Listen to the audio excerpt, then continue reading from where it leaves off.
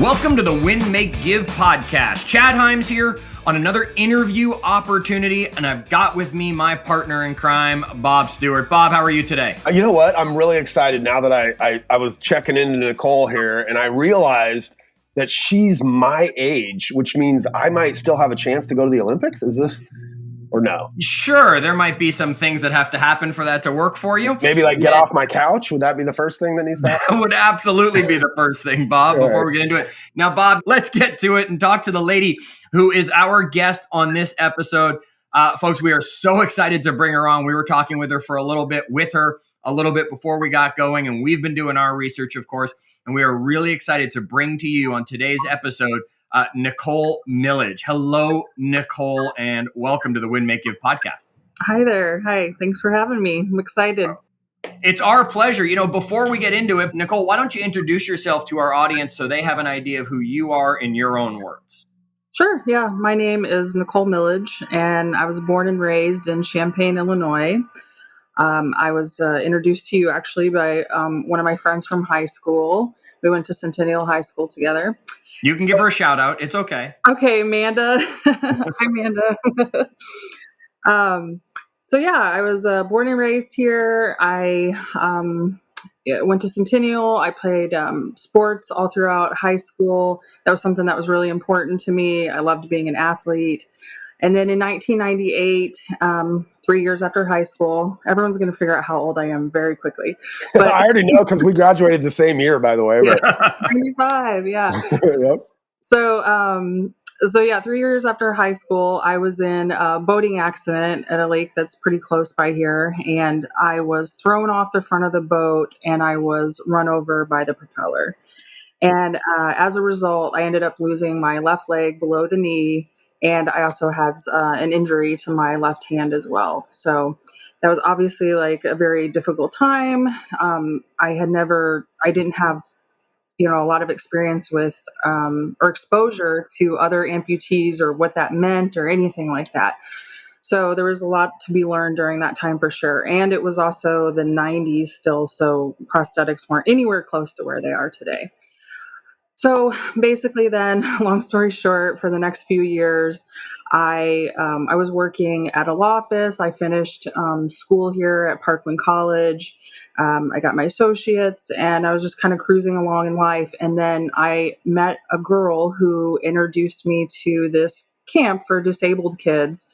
And it was an opportunity to come together for a weekend and be introduced to different adaptive sports. And so sitting volleyball was one of those sports.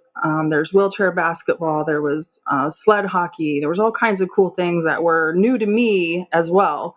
So I ended up discovering sitting volleyball at this camp, and the coach was there and he asked me to come to a tryout. And I was like, oh, well, don't you have to be like a really awesome volleyball player or something? Like I'd always played, but I didn't consider myself like elite status or anything. I didn't play in college or anything like that. I'm 5'7", so I'm like tall, but not tall enough. And Bob, you've got hope. You don't have to be super tall or worry about the age anymore. I mean, you do have the height, Bob. Keep going, Nichole. But I did start doing all this around 2005, and I was 28 years old, and I was actually pretty, like at the time, I was one of the older ones on the team coming into it. All the other girls started when they were teenagers. So the coach definitely looked at me like, oh, well, she's kind of old, but we'll give her a try anyways. So I ended up deciding that I wanted to, just follow through with it. And I really enjoyed it. And it was a challenge and it was a new way to play volleyball, a sport that I loved. And it was not necessarily easier, but it was easier for me as an amputee. And I loved learning more and more about it. So I ended up selling my house and quitting my job at the law office. And I moved to Edmond, Oklahoma, which is where our training site is, our training facility. And I trained full time because I wanted to improve my game. I wanted to become really good at it because I don't like sitting on the bench. I like playing. And I also went back to school then at University of Central Oklahoma, which is where we train. and they helped with tuition and everything, the cost of that. So I ended up getting my bachelor's, and I ended up getting my master's too, which is something I never thought that I'd have the opportunity to do, in my 30s. So it was great to be able to do all that. And I lived there for 6 years. And then I decided to move back to Champaign, Illinois after the London Paralympics so that I could get a job and kind of, move on with my career. And now I work at the city of Champaign, and I manage the recycling programs, and I'm still playing volleyball. That's a wow. I mean, that's a whole list. And you sent me your bio with all the events you've been involved with. I mean, you've been playing at a top level. I mean, the Olympics, right? You've been playing at a top level for many, many, many, many, many years. What do you attribute the ability of being able to continue to succeed at such a high level year after year after year? Well, I am, first and foremost, I'm a very proud Paralympian. So it's under the house of the Olympics, and I am an Olympian, but I definitely consider myself and call myself a Paralympian because, that's what we play under. So I always use the word Paralympics. I don't use Olympics when I refer to it.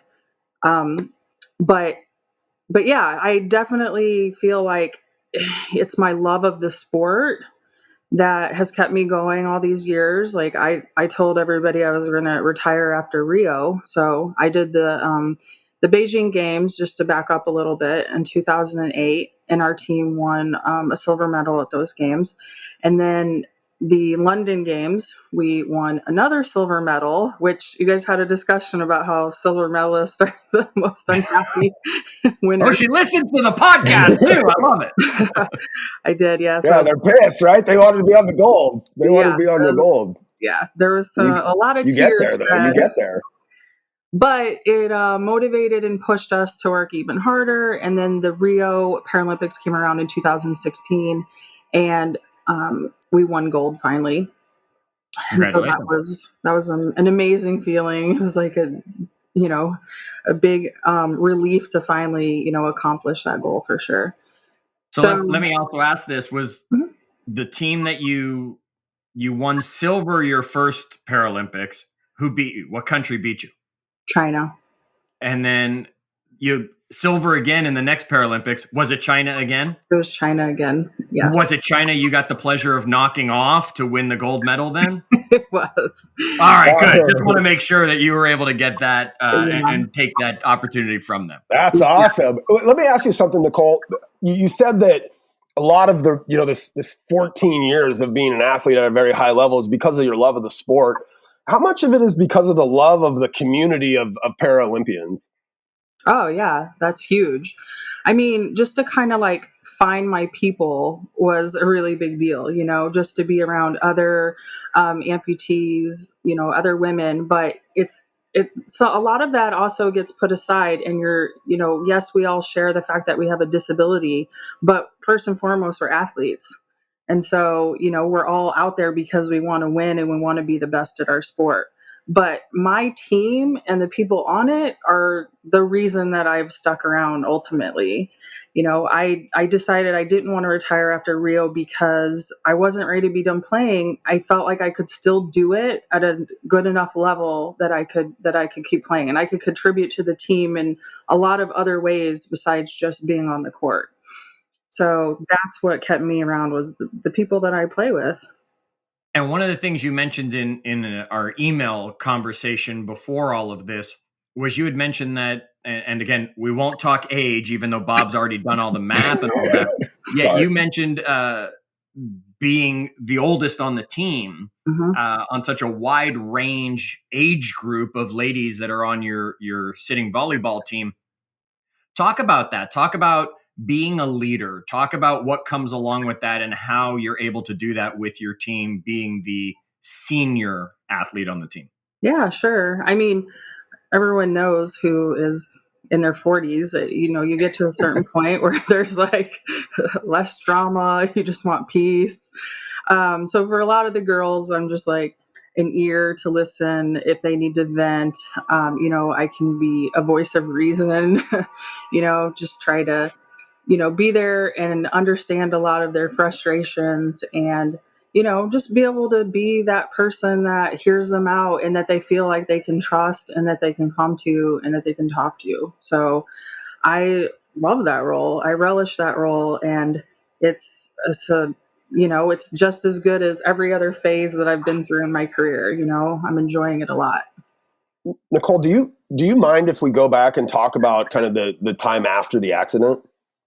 Yeah, sure. Yeah. So that would, I mean, I can't imagine, right? Like a devastating injury like that. And how long before you like kind of said, all right, like I'm going to do this. I'm going to get over this. I'm going to like, what can you just talk about that time and kind of your mindset during that time of how you kind of transition to this person who is going to become a world-class athlete? Yeah. I mean, obviously going through something like that was difficult. There was a lot more to the accident. There was also, there was another gentleman in it who was also struck by the propeller and he was killed. Because of his injuries, he didn't survive. So there was a lot of layers to it. But I also had to have several hand surgeries. You can kind of see my hand scar, I think, maybe. Yeah. The propeller cut my hand, so felt lucky just to still have my hand also. But so I had several surgeries fought the year following my accident, and it didn't take long at all. Like my accident was August of '98, and by next summer, I was watching my parents and my friends all play softball, which I love playing softball, or I did when I could. So I wanted to get back out there so bad. Like watching them killed me because I want to be out there. Like I enjoy playing sports. I enjoy being part of the team. And I'd never been in a position where I physically couldn't do it. So that was really difficult to me. I was also introduced to wheelchair basketball because University of Illinois has, all kinds of wheelchair basketball going on here all the time, and a lot of athletes train here. So they introduced me to that, and I rejected it totally because I was like, I'm not in a wheelchair. Like I don't, I didn't see myself as having a disability, at least not like that. So I was plus I don't really like basketball, so I wasn't really into it. Don't say that to Bob. Don't say that. It's okay. It's okay. I'm totally into Illinois basketball at the moment. Like we're totally. Did they just beat Michigan? They just beat Michigan last night? Like badly last night. They're ranked 4 in the nation and just went into Ann Arbor and crushed them. Yeah, Good for them. It was super exciting. But yeah, for me personally, I wasn't into it. So, I made it my goal. My mission is that I wanted to that next summer be back to playing softball, and I wanted to show everybody that I could do it. And that's exactly what I did. I got a prosthetic, and they weren't great at the time, like I said, but I was able to be back on the softball field by that next summer and playing, and just kind of, I really liked being able to show people that I could do this with a prosthetic leg, And wow, so in many ways, like a love of sport that kind of drove you. Yeah, I mean, for sure. I've always been an athlete. I've always been competitive, and it was something that I, shined at. So it was, it gave me that confidence that I needed, and it was something that after my accident made me feel like myself again. So, So did you go through the 5 stages of grief that they talk about with the denial, anger, bargaining, depression, acceptance, and all that? Could you actually feel yourself going, hey, I'm in stage 3 right now. I can feel that I'm now bargaining for this opportunity or whatever. Or was it a really quick turnaround for you or a real long drawn challenge? I feel like everybody's situation is unique for sure.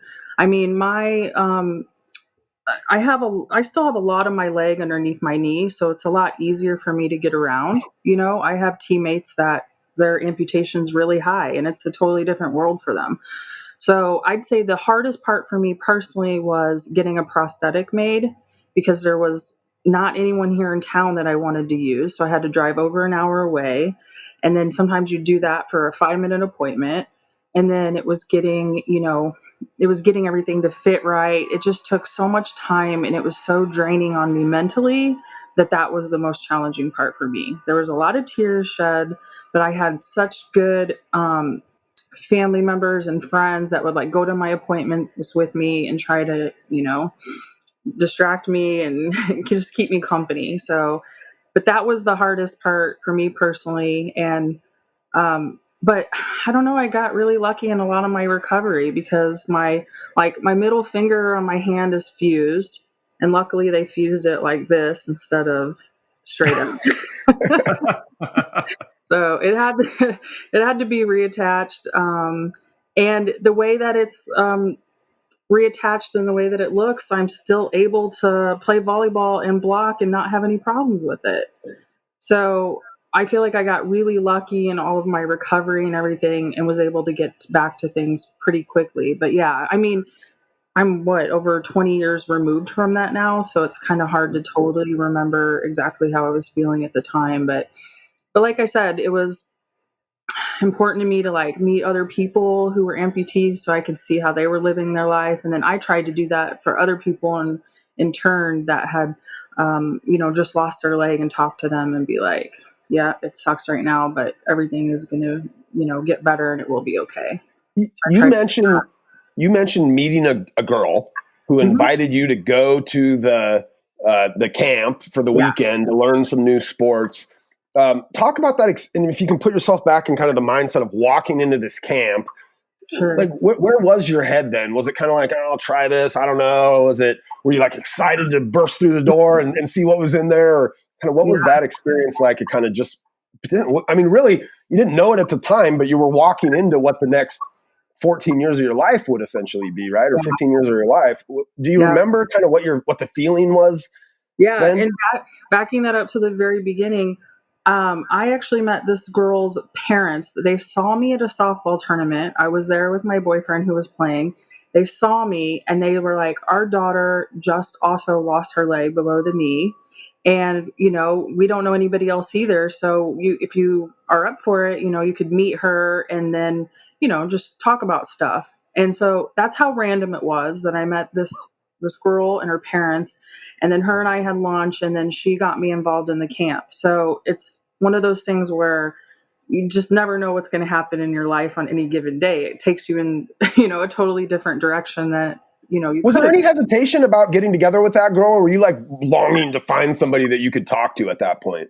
I remember being excited about it.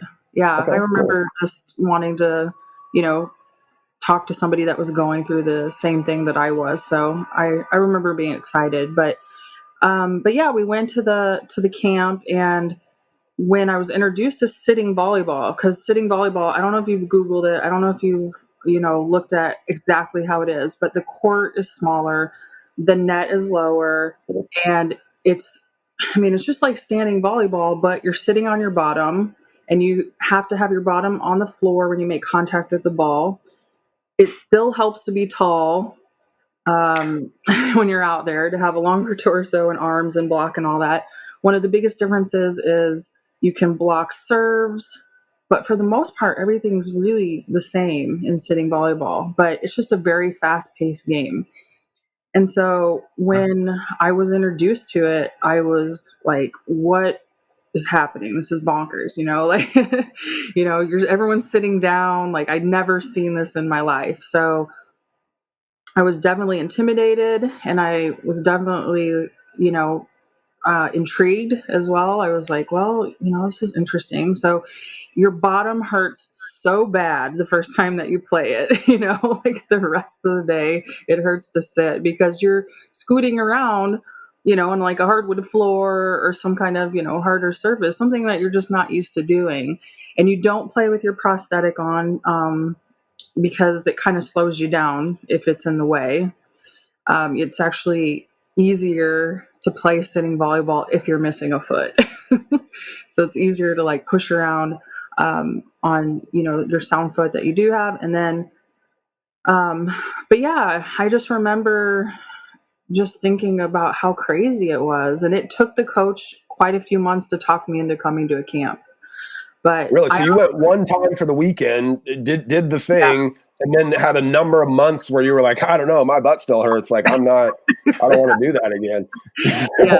It was also a timing thing because women's sitting volleyball has only been around since 2003.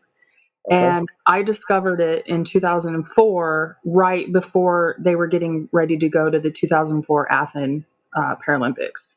Okay. So I had discovered it too close to that time to actually, get the ball rolling on everything. So I didn't start until March of 2015.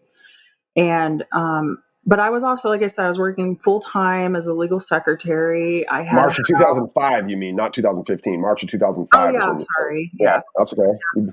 So Don't discount that decade that you got a couple silver medals and a bunch of first places in the world championships and all. Yeah, I just can't believe it's been that long.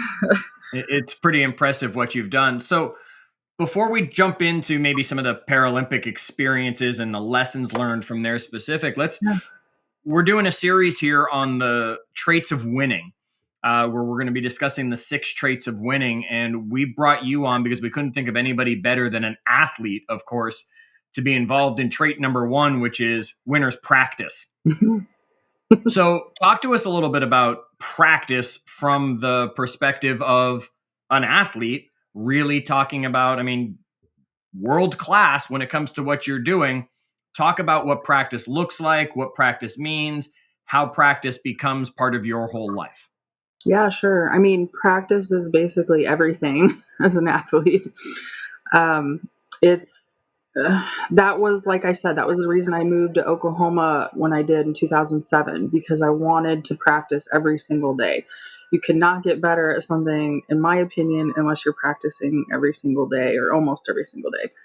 So that's why I took advantage of that opportunity. I knew that I could go on, living the life that I was, or I could go on and have this amazing opportunity and see amazing things and travel the world. And that was the path that I wanted to take. So yeah, practice. If COVID has taught me anything, it's how important practice is, because I haven't been able to do it the way that obviously an athlete would want to. None of us have. So, but yeah, practice is one of those things where you know how important it is for you, but there's always those days where you're just like, ugh, like if I have to like see the practice board one more time, or just like warm up one more time, or all of us always dread like when we're at practice and he wants to do a match warm up. So you just simulate a match warm up and you're like, ugh. It's like getting through all that to get through the good stuff. But you know how important when you have those moments of yeah.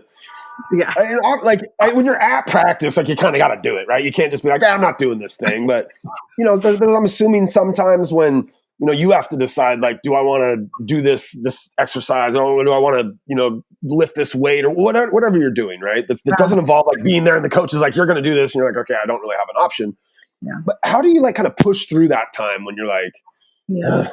I want to do this again? Is it because I want to win a gold medal? Is it something more nebulous than that? Like what drives you in those being times? Dependent to your team? Sure. What is it that it's accountability, for sure. That's a word that we use all the time at our with our team. Is we constantly talk about accountability. So yeah, there's all those reasons, like that you're fighting for that gold medal, you want to defend your title, that you want to keep the number 1 ranking in the world. There's all those things. And this will sound funny maybe, but at this age it's because I don't want to embarrass myself. Like, yeah. it's a lot more challenging for me to train here at home by myself. People ask me that all the time, how I train here, because I'm in Champaign all by myself. I don't have any other sitting volleyball players here. I have had open gyms. I have had practices, all pre-COVID, of course, where I've invited like the community college volleyball players, stuff like that. So you can get people that at least play volleyball and can, keep up some kind of level of play. But nothing is ever the same as training with your team. So training on my own here is extremely difficult. I wish I could say that I did the best job at it, but I'm not even going to lie. I don't do the best job at it because it's so much more difficult on your own. I do stuff with my trainer. I do one-on-one stuff. We'll do a lot of peppering and just like whatever little drills that we can do in the tiny space that he has. So, but nothing is the same as getting out there and playing 6-on-6 with your team when you're at practice. When do you get a chance to, so you guys are kind of positioning for this coming summer is the games in Tokyo. Yep. When are you going to be able to get back in the gym with your team? So I just had my first camp with my team 2 weekends ago after being off for 11 months. And I was so nervous going back to it. I was like, what if I don't remember how to play? Like what if I can't do this anymore? What if I should just call it quits? I was so nervous, and it didn't take but probably a half an hour of getting into it and being like, okay, I can still do this. I feel like I still got this. I remember why I was here. I remember why I kept doing this. This is so much fun. That's the first practice. Then the second practice, you're like, oh my God. My butt hurts again. And You gotta build all those calluses back up. All right. So take us, Nichole. How long do you practice? I mean, there's all these stories we would hear with NFL players where they practice hours and hours and hours, and then they're actually like on the field for like 7 minutes total of action time when it's really happening and stuff. How is that in your world of the sitting volleyball? I mean, how long are you guys putting into practice? Yeah. And then how long is a game? I mean, how many hours more do you do of each? So, like I was saying, if you're a resident, there's at least about half of our team right now that is living in Oklahoma and training full time as a resident. So when you're doing that, you're practicing Monday through Friday, usually a 2-hour practice in the morning, and then they do, strength training after that or something. When we have our training camps, though, what typically happens is the rest of us fly in on a Thursday, and then we practice on Friday, Saturday, and Sunday. And there's usually 2 practices a day. And we also have a sports psychologist now. We have all these resources now that we did not have, for the first decade plus of my career with this team. Sports psychologists to go over and talk about all kinds of things. Like this last camp, we were talking about body image and what that means to people. And then we also have a dietitian. So we'll do some kind of session on that. And we usually do some kind of team bonding activity when we can, which right now it's really just involved talking about Wolfpack by Abby Wambach. I don't know if you've read that book or heard of that book. We know who Abby is. Yeah. Well, totally. It's a great book called Wolfpack. So it's very short and it's got a ton of great lessons in it. So we'll go over a chapter or 2 each camp and talk about that. So yeah, the camps are jam-packed from, the time we wake up in the morning, 7 o'clock until like 10 o'clock at night, we're doing something. But, that's just like one long weekend with my team. And like I said, that's at least once a month. Otherwise, we're going somewhere for a tournament, but that hasn't been possible because of COVID. So we're hoping to get to play against Canada at the end of May. And then at the beginning of July, we're hoping to get to go to a small European tournament, which they still invite us to, the beginning of July, to actually get to play some other teams before Tokyo, which begins August 24th for the Paralympics. How many matches? I mean, I don't know volleyball term in that regard. So do we just call them matches or games, whatever? How many do you play? That's tennis. That one. Yeah. How many matches though, right? It's a match. How many do you play from the first game of the Paralympics to the gold medal win? How many games will you play to win the gold medal? So with women, there are 8 qualifying teams, and our team was the first team to qualify for Tokyo out of the Paralympic side and Olympic side. So we were able to get, our qualification really quickly. And but at that time, then there's 8 teams, so there's 2 pools of 4. You'll play everybody in your pool. So that's 3 games there. 3, yep. And then you have crossovers for semis. And then, did I miss one? Oh, no, quarterfinals, semis, and then finals. So that's 7 games. 7 So matches. you're gonna play 7 games, 7 matches to go from welcome to the Paralympics to we win the gold medal. Yet you're doing at least once a month a 3-day intensive camp where you're getting together for training, not counting the other matches you'll go involve in and go play and stuff like that. So hours and hours and hours of practice for what really just turns out to be 7 games to win the medal. Sure, yeah. And then for someone like me, quite honestly, like at Rio, I I haven't really been a starter since sometime around London or after. I can't remember how long it's been for sure. So I wasn't a starter in Rio. I played very little, so it's a lot of training. And then when you're watching your team, but I have to say that like watching those girls that were on the court when that gold medal was like one of the most awesome moments that I had in sports, and I wasn't even on the court, but it was amazing to be a part of that for sure. Because I should note that in Rio we ended up having China in the same pool as us, even though we were 1 and they were 2. It's because it was Rio, so Brazil got the top ranking spot, which it changes everything, and it ended up having us and China in the same pool. So we had to play them in pool play, and we actually lost to them in pool play, not by a lot, but we were kind of stunned because we didn't expect to lose to them. We'd gotten to a point where we were starting to beat them when we played them. So we lost and we were like, oh my God, is this going to happen again? Um, and we definitely had a very tough practice after that, where everybody was kind of just not in a great mood, picking at each other and just grumpy. We were like, I think, we were just obviously concerned. It was like, no, we don't want to go through this again. And so we got that out of our systems, and then we played China in the final match, and we not only beat them, but we like whooped them. like Nice. so, USA, USA. All right, yeah. So that we'll give a was little amazing. hometown love here. Yeah. All right, so give us some lessons for our winners that are listening.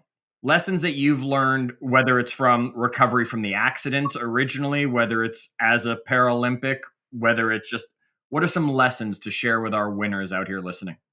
Sure. So I think that some of the biggest lessons that I've learned, which you guys talked about a lot about in your other episodes too, which was the lessons that you learn from losing. And I think that's huge, because that was an example right there where we had lost them in pool play and we were like, no, this is not happening again. Made us very determined that we wanted to come back and beat them. So a similar thing happened to us. Our world championships are every 4 years, opposite of the games. And so our last world championships were in 2018. And ever since that time, Russia has been our biggest competition, not China, because China's team changed quite a bit. And so they're not as strong as they used to be. And Russia has gotten much stronger for whatever reason. But they Steroids, isn't that what the Yeah, they Russians- watched Rocky 4 and then they've just been bulking up. I wasn't going to say it. But, All right, I'll say it. but yeah, they've come a long way, and they actually didn't get to go to the 2016 Paralympics because of all the stuff that was going on with doping. No Russian Paralympic teams got to participate. So they've been our toughest competition, and we've never won a world championship. We've lost all our world championships to China. So that we were bound and determined to win this, and it came down to it, and just as we expected, it was us and Russia. We beat them in pool play, no problem, and our team just didn't have a good day. On any given day, a team can beat you. It's so true. And the frustrating part was, that we outscored them in 4 games. We outscored them, but they still won because they beat us in the points that mattered. So meaning the first set was like 25-17, we won. And we're like, okay, we're good. We're on the right, path here. And then the next 3 sets were they were like 26-24. And we were crushed. It was it was super devastating at the time, obviously, because we just couldn't close out those games the way that we needed to. And so I think that losing that, though, was one of the best things that happened for our team because we were so used to winning. And I don't want to say we took it for granted, but you get used to it. And so when something like that happens, it brings you back down. It reminds you that you're beatable on any given day. And it reminds you that you need to work even harder for the next time. So I think it was something that our team needed in order to grow and to get to the next level that we wanted to be at, because we were at a level where we were number one. So now everybody wants to beat you, that's their goal. So our goal was to get even better and stronger to not let that happen. That's such a common theme in sports at a high level. Like, teams don't just come out of nowhere and win the title, right? Like, they go through these devastating, in many cases, losses where they make it to the finals and they were the best team the whole year and they lose, right? And then they come back that next year and win the title. Like that Jordan had that all through his early career, and LeBron and these guys, right? Where they get there, they lose, and then they go back to work, right? And it seems like you've had that a number of times throughout your career. You were just trying to get that gold medal, and you couldn't, and you finally got it. And then you guys were awesome, and then Russia, and then they beat you, and you're like, all right, back to work. And you guys, you had a couple of golds after that in the World Super Six in Tokyo, and you guys had some golds after that Russian loss, right? Where you were able to reset yourself, and that's awesome. Yeah, we really have been able to do that. We've played Russia many a times, and almost always beat them in all the matches that we play in. But yeah, it was also hard because we noticed afterwards, a lot of the other teams, the players, like congratulating Russia and just being like, "Oh, you did it!" And they were like, "You beat them." And I'm sitting over here like, I can see you. But and I mean, I get that feeling. We're all human, and that's like a normal response.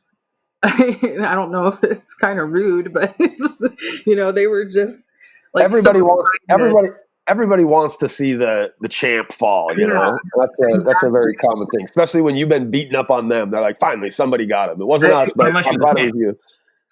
Unless you're the champ. That's right. Now, Nichole, don't hold your head high, because looking at your credentials here, I see a lot first place, going down this list. You've had a very, very, very successful career as a sitting volleyball player over the many years you've been involved. What is it that you also can attribute the longevity to? So we've got people that get into an industry, whatever their job, they might be in an industry or a job for many, many, many years, just like sitting volleyball and being an athlete is a career to you in that regard. Yeah. What's a lesson that comes from the success over a long period of time? A lesson that comes from the success. I mean, I feel like I've tried to carry over what I've learned in my sport and my team over into my real life, real world that I live here in Champaign. Going into work for the city, I definitely was like nervous to finally start, having that full-time job and like working towards a career. And so I feel like I carried over a lot of my, what I had learned there, especially about people and dealing with people, and dealing with people that have all different views from you and have different ways of doing things. So that was one of the biggest lessons I learned from my team, was dealing with these different ladies, because like I said, we were all different ages. So I was in my, living in Edmond in my 30s and dealing with some, 15-year-old that was coming in and playing, and we're in two different worlds and we have two different goals and, views on the world and everything. So I learned a lot of lessons about how to just kind of chill out and and relax a little bit, because I tend to get like very hyped up about certain things and want things to be a certain way, and learning that I can only control myself. I can't control other people, and that I have to just be an example if I want them to follow that, or if I want them to learn from my experiences and what I've been through. So, but I also grew up an only child, so learning to kind of deal with other people, I feel like has always been kind of a challenge for me. But I just feel like I learned so much about that carried over into, what I do at the city. And of course, like I have to sometimes go in front of city council and talk about, what I have going on. And that was like terrifying to me. I was like, oh my God, I was more nervous in front of city council than I think I was at any volleyball, game ever. But people look at me and they're like, why are you nervous? Like you are, you play on a world stage and you're constantly talking and doing speaking engagements and stuff. And I'm like, yeah, but I'm talking about stuff that I know really, really well. And this is stuff that I feel like I know it well, but it's a different topic. So, but yeah, I've practice it. Exactly. Oh my gosh. We'll bring it all the way back around there, right? Yeah, if we practice, exactly. we can be more prepared. Yeah. That's what I get the pleasure of doing. I get to be the guy who ties it all together with a nice little bow. Yeah, but all right. So correct. Nichole, here in season 2 of Win, Make, Give, we've been focused on winning, and we're launching this series that we're doing, Traits of a Winner, or Traits of Winning, where we're talking with you about practice. It's fantastic. We look forward to our continuing it through the 6 traits that we have to discuss. Yet we're also, while we focus on winning, we're living up to the give of Win, Make, Give. Awesome. And because of that, what we're doing this season is for every listen an episode gets within the first 30 days of us launching the episode, we're going to make a donation to a charity. And we're letting our audience choose those charities. Well, today we're letting you choose the charity because you're here with us. So what charity is it that we're going to be donating to as people listen to this episode? Yeah, I have chosen Limitless People, Inc. This is a nonprofit that my teammate started. She is one of those people that has a huge heart. Honestly, I don't even know all the things that she always has going on because she's not always talking about them. She's not always flaunting all of her successes. Like, she's very humble. I mean, she was just in People magazine. And she was on the Today Show, which I was watching, and I was like, what? Like, Can I get a text message or something? Like, letting me know? Yeah. Well, it was a very last minute, thing that she told us. And, but her name's Nichole Millage. And so she's Nikki, which is why I can't be Nikki on my team. I'm Nichole. But yeah, she's early 30s. She's been on this team. I can't remember even how long now, but she's been on here for a while. She was in Rio. I think she joined around the London Games. But yeah, she's doing huge things. And she has this nonprofit where she raises money for people that are like her, and people with disabilities so they can play volleyball.